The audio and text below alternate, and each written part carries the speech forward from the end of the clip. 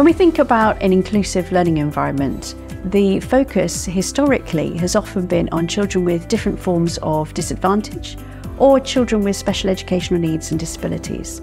And what's really striking about a classroom that thinks that way is that you'll then have a whole range of other children whose learning trajectories are somewhat dampened because of the lack of focus on them. Now, if we shift this to an inclusive mindset where inclusion is something that's for everybody, not just those with very tangible challenges, we get into the environment where we're thinking about how learners are internalising their experience.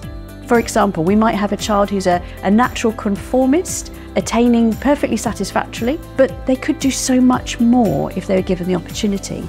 But how many 11-year-olds are we going to see put their hand up and say, can I have some harder work, please? Can I have some expanded vocabulary, please? It just wouldn't happen because they're at an age where they're very self-conscious. They're an age where they don't necessarily want to be seen by their peers to be asking for these kinds of support. But actually, if we put fully inclusive tools in place and a cultural setting in the classroom where they're allowed to use those tools freely whenever they want, what then happens is we remove those barriers, we remove those closed gates, and we reset that trajectory so that all learners have a much greater rate of progression because they can reach for and access whatever learning opportunities and whatever learning tools are going to help them.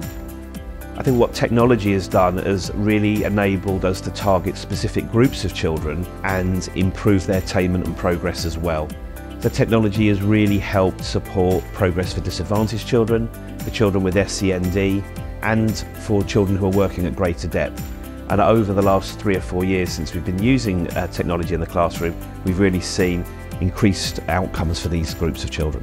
We each have one-to-one devices. Honestly, I have such a privilege to have it. I'm really happy to have them. And we use lots of different tools, so we get to take them home.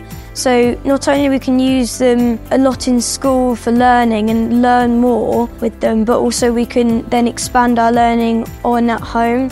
So we get to learn a lot more, and it's also a lot more fun, and we can get a lot more done in a short amount of space. I think it's definitely stretching me a lot more. So if I've already nailed a task, then I can carry on, and my Chromebook and the tools really helps me to challenge myself so that I get to know a lot more than I would have done without it. One of my children is higher attaining, particularly in reading, and has a real love of reading, so that has never been a problem for him. But what Orbit Note's done is it's taken his love of reading and it's enabled him to transfer that into his writing.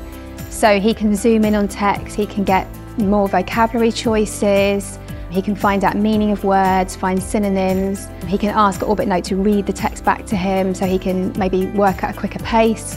So it's really furthered him even more, but in other areas of learning. Orbit Note is fantastic because it really helps all of our learners, because you might just think that it's helping our SEND children access some of the unknown words, opening up that text to them, but actually no, in fact it's helping those children that can sometimes be hidden.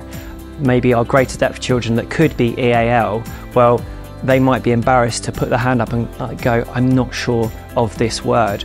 Well, now they have that dignity of just accessing the word, the picture dictionary or the translation tool, which is fantastic, nice and quick.